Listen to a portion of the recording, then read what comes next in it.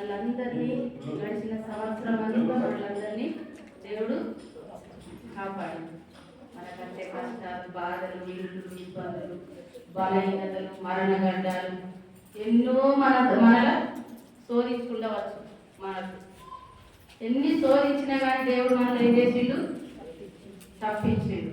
మన కుటుంబ సమస్యలు కావచ్చు, మనకు అనారోగ్యం కావచ్చు, ఎన్ని బాధలు ఉన్నా కానీ మన గృహాల చుట్టూ మన చుట్టూ దేవుడు కంచె వేసి దేవుడు మనల్ని కాపాడాడు. ఇప్పుడు పాడిన పాటలు ఏమిటి? తన కంచె దాటినప్పుడే మనకు శోధనలు అనేవి అంతే. యేసు ప్రభు కంచె దాటి బిడ్డలుగా మనకు ఉండదు. నన్ను సంవత్సరం అంతా కాపాడుతున్నాడు. నన్ను సంవత్సరం అంతా కాపాడు. ఆయన చూపు, ఆయన చిత్తం లేకపోతే నేను బ్రతకలేను లోకంగా. మీరు, నేను, మనకందరినీ కూడా దేవుడు బతికించింది కాబట్టి మనం ఈ దినంన మరొకసారి డిసెంబర్ నెలకు మనకి ఎన్ని రోజులు ఉన్నది? ఇంకా 7-8 రోజులు ఉన్నది. 7-8 రోజులు మనం బాకీ ఉన్నాం. ఇంకా డిసెంబర్ నెలకు మనకు. కానీ దేవుడు మనకేం చేసిండు? ముందే మనకు ఆరాధన చేసే ధన్యత మనకి ఇచ్చేడు. మన కుటుంబాలలో పాత్రలు పెట్టుకునే ధన్యత ఇచ్చేడు. మనల్ని బతికించి మన కుటుంబాలలో ఒకరొకరి కుటుంబంలో పాత్రలు పెట్టుకునే ధన్యత మనకి ఇచ్చేడు. ఆయన కంచె మన దాటనీయలేడు కదా. మనకన్నా సంఘాల వారు, ధన్యులు, విధస్తులు మరణించుంటున్నారు.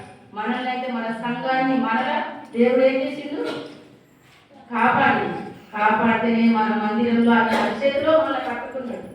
ఆయన గృహాలలో మనల్ని కట్టుకున్నాడు. మనం అనుకుంటాము ఒక్కొక్క వచనం మనతో మాట్లాడుతుంది. ఒక్కొక్క పాట పాడుతున్నప్పుడు ఆ పాటలో ఉన్న మర్మాలు కూడా మనతో మాట్లాడతాయి. మనల్ని బ్రతికించే మాటలు అవి, మనల్ని పొంగలించే మాటలు కాదు. మనం జ్ఞాపకం చేసుకోవాలి. తన కంచె దాటి మనం ఎప్పుడు కూడా వెళ్ళదు. దాని కంచె దాటి వెళ్ళినా మనకు ఏం ప్రారిష్టము ఏముండదు. మనం పాటలు పాడే బిడ్డలుగా ఇంకా మనము డిసెంబర్ నెలంతా మనల్ని దేవుడు కాపాడాలి. మన సంవత్సరం, నూతన సంవత్సరంలో మనకు వాగ్దానాల కొరకు మనం ప్రార్థించాలి. మనకు ఏమున్నదో మనం పిల్లల కొరకు, మన కుటుంబాల కొరకు మనం మొరపెట్టుకోవాలి. ఒక బిడ్డ కొరకు నేను పోయిన సంవత్సరం నేను మొరపెట్టాను. ప్రభు, ఆ బిడ్డ మరి ఎందుకు బలహీనంగా ఉన్నాడు అన్నప్పుడు ఆయన చుట్టూ ఏం వేసుకుంటుండు? ఆయన పాత్రలో కూర్చొని ఏం చేసిండు? ఆయన చుట్టూ కంచె వేసుకుంటున్నాడు. ఆయన మన మధ్యలో ఉన్నాడు.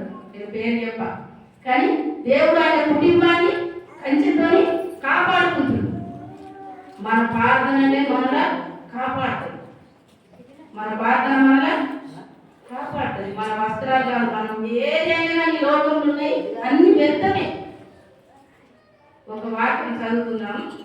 నాకు దేవుడు మాట్లాడిన మాట నేను పొద్దుగల నిన్నటింది కానీ ఇలా పొద్దున కూడా నేను చెప్పుదన్నా కూడా నేను అయ్యగారుతోనే నేను చెప్పలేను.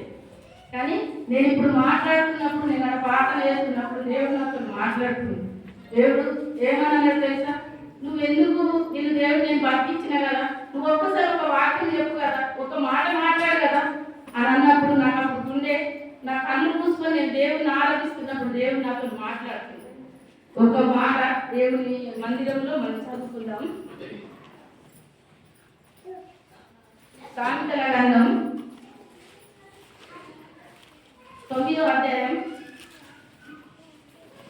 11, 12 చదవండి ఒకసారి. నా వలన నీకు దీర్ఘాయువు కలుగును. ఎవరి వలన మనకు దీర్ఘాయువు కలుగుతుంది? ఎవరి వలన?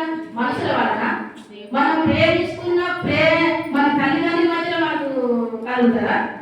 మన అత్తమామ దగ్గర కలుగుతుందా?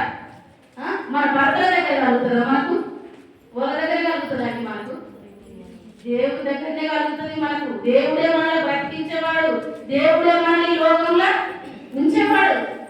మనం నువ్వెంత బంగారు బిడ్డవుగా నువ్వు ఈ లోకంలో ఎంత ఒక్క బిడ్డలు, 2 బిడ్డలు, 3 బిడ్డలు, 10 మంది బిడ్డలు అది చనిపోయినప్పుడు మనం చనిపోతామండి. చనిపోతామా? మనకి ఏ ఆశ ఉందో తెలుసా? మనకి ఏం ఆశ ఉంటుంది?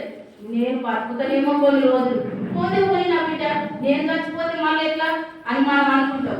కానీ ఆయన పరిశుద్ధమైన రక్తం తెలుసా మీరు? పాపం లేని రక్తంలో మనల్ని కడుక్కున్నాడు కాబట్టి మనం ఎట్లుండాలి? పాపం లేని రక్తంలో మనం కడగబడ్డాం కాబట్టి ఆయనే మన పాపముతో జీవించే బిడ్డలుగా మనం ఉండాలి. ఉంటామా? దేవుడు మనల్ని ఎట్లా బతికించిండు. సంవత్సరాలు గడిచిపోతున్నాయి. గంటలు నాకు ఎన్ని సంవత్సరాలు ఉన్నాయి ఇప్పుడు? నాకు ఎన్ని సంవత్సరాలు, ఎన్ని రోజులు ఇంతగా మనం దేవుడు బతికించిండు? ఆయన సిద్ధం నాలో ఉన్నది, ఆయన బలం నాలో ఉన్నది, ఆయన నేను బ్రతకాలని ఇష్టం ఉన్నది. ఈ రోజు నేనైతే మరో దినం నాకు కాదన్నాడు దేవుడు. కానీ మనల దేవుడు నిన్ను నన్ను దేవుడు కాపాడుతుండు, దీవిస్తుండు. మన దేవుడు ఇంకా అంతరంతంగా సంవత్సరాలు మన దేవుడు దీవించాలి, గంటలు మన దేవుడు దీవించాలి, సంవత్సరాలు మనం చూడాలి. మన పిల్లలు నేనంట మనం చేసే పనులు మనమే అనుభవిస్తామా? మనం చేసినప్పుడు మనకే రావాలంటే వస్తారా? మనం ఇప్పుడు కన్నీళ్ళు అడుగుతాం. ఎవరు కూడా కట్టుతున్నాం మనం కన్నీళ్ళు? మన పిల్లల కొరకు, మన కుటుంబం కొరకు, మన ఆత్మీయ జీవితం కొరకు మనం కన్నీళ్ళు అడుగుతున్నాం. మన కన్నీళ్ళు ఎక్కడుంటాయి? మనలో ఉంటాయా? ఇన్ని ఉంటాయా? మన కుటుంబాన్ని దీవించే కన్నీళ్ళుగా ఉండాలి, మన కుటుంబాన్ని కట్టుకునే కన్నీళ్ళుగా ఉండాలి. సైతాలు, మంత్రాలు, తంత్రాలు, పిశాచులు ఎన్ని మన మీద దాడి చేసినప్పటికీ మన కన్నీళ్ళే అక్కడ సాక్షిగా ఆ రోగాలను, వ్యాధులను అన్నిటిను తప్పిస్తాడు. గర్తించు సింహంలో తిరుగుతూ ఉంటాడు అని పనే అని ఎవరిని మింగాలి, ఎవరు నీతి మంతున్నారు, ఎవరిని పడేయాలి, ఎవరిని కట్టుకోవాలని అని బాగానికి అది ఎరిగి ఉన్నాడు కాబట్టి వాడు తిరుగుతున్నాడు కాబట్టి మనం ఏ రీతిగా భయపడద్దు.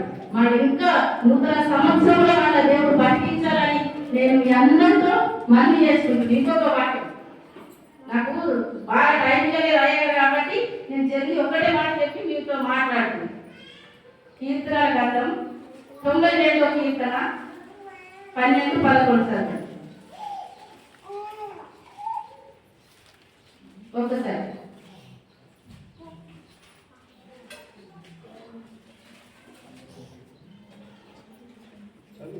నా కొరకు పొంచి ఉన్న వారి గతి 92:12.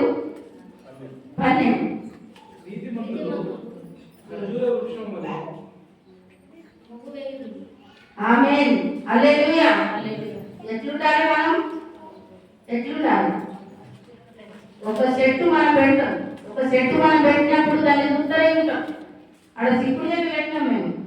అయ్యగారు ఏం చెప్తారు తెలుసా? రోజు ఏడ కాయ కాసింది, ఎక్కడ పూత పట్టింది, ఎక్కడ ఏదైనా కోతులు వస్తున్నాయా, దాన్ని ఏం చేస్తున్నాయా చూస్తూనే ఉంటాడు. అంటే మనం ఏ విధంగా ఉండాలి? అంజూరపు చెట్టు ఏ విధంగా ఉంటుంది?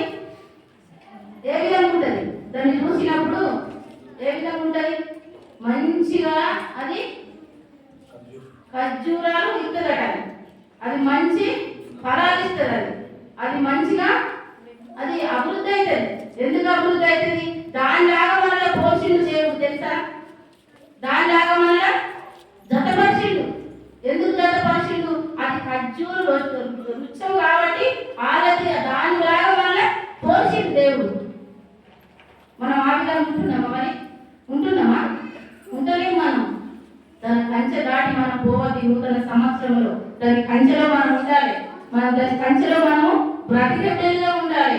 ఒక్కొక్క కుటుంబంలో చూస్తే ఒక్కొక్క విధముల కష్టాలు, ఒక్కొక్క బాధలు, మరణగండాలు, రోగాలు, అటాక్లు, బస్సులు, జీవులు, కార్లు ఒక్కొక్క దినం చూడలేకపోతున్నాం. ఒక్కొక్క రోజు చూడలేకపోతున్నాం. మనం ఒక్కొక్క గంట బయటకు వెళ్ళిన మనిషి ఇంటికి రావాలంటే కష్టం ఉన్నది.